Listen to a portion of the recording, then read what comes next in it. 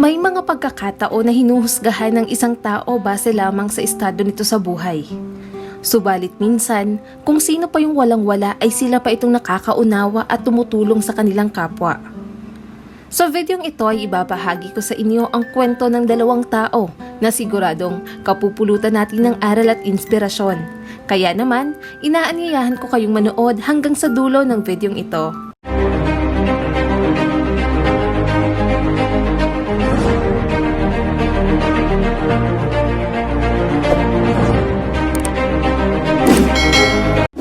Si Elmer Alvarez ay naninirahan sa lansangan.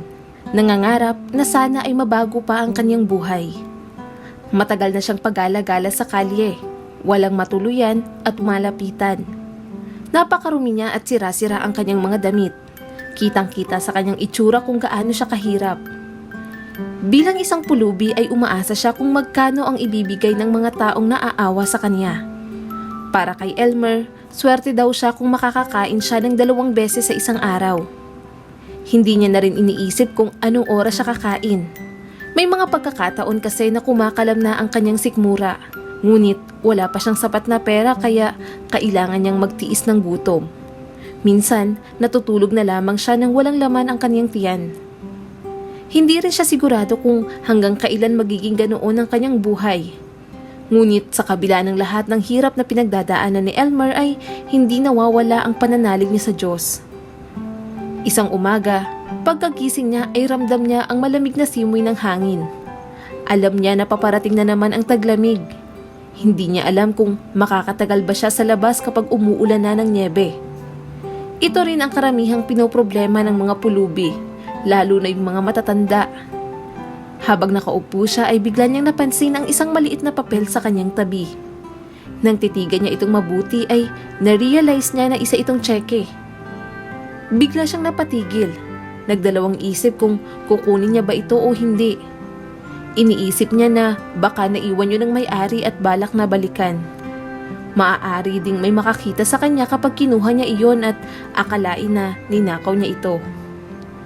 Nagmasid pa siya sa loob ng ilang minuto at matapos noon, kinuha niya na rin ito.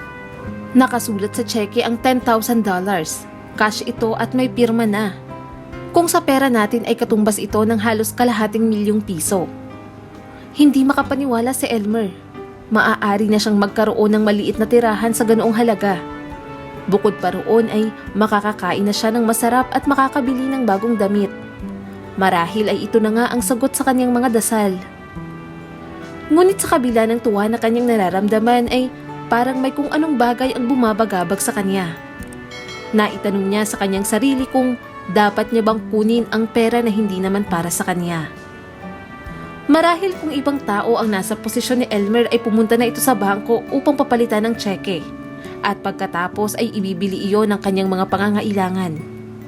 Subalit naniniwala si Elmer na hindi dahilan ang kahirapan upang magnakaw at lalong hindi niya pag-iinteresan ang isang bagay na hindi naman sa kanya. Alam niya na malaking halaga iyon at maaaring kailangan rin ito ng taong nakaiwan noon. Para sa kanya, ang hindi pagsasauli ng isang bagay ay para na ring pagnanakaw. Hindi rin naman naging madali sa kanya na gawin ang desisyong ito, lalo na at nangangailangan na rin siya. Subalit naisip niya na magkakaroon nga siya ng maayos na tirahan, pero hindi naman siya makakatulog ng mahimbing habang buhay. Kaya talagang mas mabuting ibalik na lamang ito sa totoong may-ari. Mabuti na lamang at tseke ang napulot ni Elmer dahil mas mabilis niya lamang malalaman kung sino ang nagmamay-ari nito. Nakalagay sa tseke kung saang kumpanya ito galing, maging ang numero ng telepono nito. Kaagad na nagpunta si Elmer sa internet cafe upang hanapin sa Google kung saan ang lokasyon ng kumpanya. At sa kanyang paghahanap ay nakita niya rin ang pangalan ng isang babae na maaaring nagmamay-ari nito. Si Roberta Hosky, isang real estate agent at media personality. Marami ang nakakakilala kay Roberta kaya magiging madali na lamang para kay Elmer na isauli ang tseke na kanyang napulot. Dahil sikat at mayroong magandang trabaho si Roberta kaya hindi maikakaila na talagang marami siyang pera. Abala rin siya sa opisina kaya hindi niya namalaya na nahulog pala ang kanyang tseke na nagkakahalaga ng $10,000. Marahil nangyari daw ito noong may pinuntahan siyang kliyente. Nalaman niya lang na nawala ito noong nakatanggap siya ng tawag mula kay Elmer. Ayon dito, ibabalik niya raw ang cheque na kanyang napulot. Naroon daw siya sa kanto malapit sa kanilang opisina. Hindi naman makapaniwala si Roberta sa kabutihan ng tao na kanyang nakausap. Kaagad siyang pumunta sa lugar na sinabi nito upang kunin ang cheque at para rin mapasalamatan ito ng personal. Pagkarating ni Roberta sa lugar ay kaagad niyang hinanap ang lalaki na kanyang nakausap sa telepono. Buong akala niya, ang taong magsasauli nito ay mayroong maayos na trabaho upang mumuhay. Subalit, isang pulubi pala ang kanyang madadatnan. Hindi siya makapaniwala na ang isang tao na walang-wala at mas nangangailangan ng pagkain na tirahan ay mayroong mabuting kalooban. Alam niya na pwedeng kunin ni Elmer ang pera upang mabago ang buhay nito. Pero mas pinili niyang maging mabuting tao at gawin ang tama. Lubos na naantig si Roberta sa ginawa ni Elmer at bilang pagpapasalamat ay nais niya itong tulungan upang mabago ang kanyang buhay. Ayon kay Elmer ay hindi naman siya naghahangad ng anumang kapalit. Natural lamang daw na ibalik niya ang bagay na hindi naman sa kanya. Alam ni Roberta na hindi tatanggapin ni Elmer ang pera na ibibigay niya, kaya umisip siya ng ibang bagay na makakatulong dito. Bilang isang real estate agent ay gumawa siya ng paraan upang may matuluyan ito. Hindi pa roon natatapos ang lahat. Binigyan niya ito ng pagkakataon na magkaroon ng trabaho. Alam niya na kailangan ni Elmer ng regular na trabaho upang tuluyan na itong mabuhay ng maayos. Ngunit sa sitwasyon niya ay mukhang mahihirapan siyang makahanap ng trabaho dahil hindi siya nakapagtapos ng pag-aaral. Sa kagustuhan ni Roberta na siya ay matulungan, in-enroll niya ito sa real estate school. At ipinangako niya na sagot niya ang lahat ng gastusin nito. Para sa kanya, mahalaga ang edukasyon upang magkaroon ng tiwala sa sarili at mapalawak ang kaalaman. At para na rin makatayo si Elmer sa sarili niyang mga paa dahil siguradong maraming magagandang oportunidad ang naghihintay sa kanya. Ngunit bakit nga ba ganoon na lamang ang pagtulong na ginawa ni Roberta kay Elmer? Ayon kay Roberta ay naranasan niya rin daw maging palaboy noon. 8 taong gulang pa lamang siya noong maghiwalay ang kanyang mga magulang. Siya at ang kanyang 3 pang mga kapatid ay naiwan raw sa kanilang ina na noon ay baon na baon sa utang. Dahil sa hirap ng buhay kaya naging palaboy raw sila. Dahil hindi siya nakapagtapos ng pag-aaral ay wala siyang makuhang trabaho.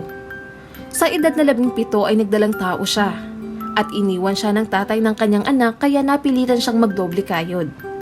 Hanggang sa nakilala niya raw ang taong tumulong sa kanya upang mabago ang kanyang buhay. At mula nga noon ay pinagbutihan niya ito. Ibinabalik niya lang daw ang biyaya na kanyang natatanggap. Alam niya rin kung gaano kahirap ang pinagdadaanan ni Elmer, kaya nais niya itong tulungan. Makalipas nga ang ilang araw ay sinamahan ni Roberta si Elmer sa bago niyang bahay. Hindi nito napigilan ang pagtulo ng kanyang mga luha dahil sa sobrang kasayahan na kanyang nararamdaman. Ayon sa kanya, hindi niya na raw poproblemahin pa kung saan siya matutulog, lalo na kapag malamig ang panahon. Halos kalahati raw ng buhay niya ay iginugol niya sa lansangan. Hindi niya akalain na darating ang araw na mababago iyon dahil sa ginawa niyang kabutihan. Ipinangako niya rin na pagsisikapan niyang magkaroon ng maayos na trabaho upang makatulong siya sa mga nangangailangan tulad ng ginawa ni Roberta sa kanya. Maraming salamat sa patuloy na panonood sa aking munting channel. Kung nagustuhan mo ang videong ito ay huwag mong kalimutang mag-like and subscribe at pakipindot mo na rin ang notification bell para updated ka sa mga susunod nating video.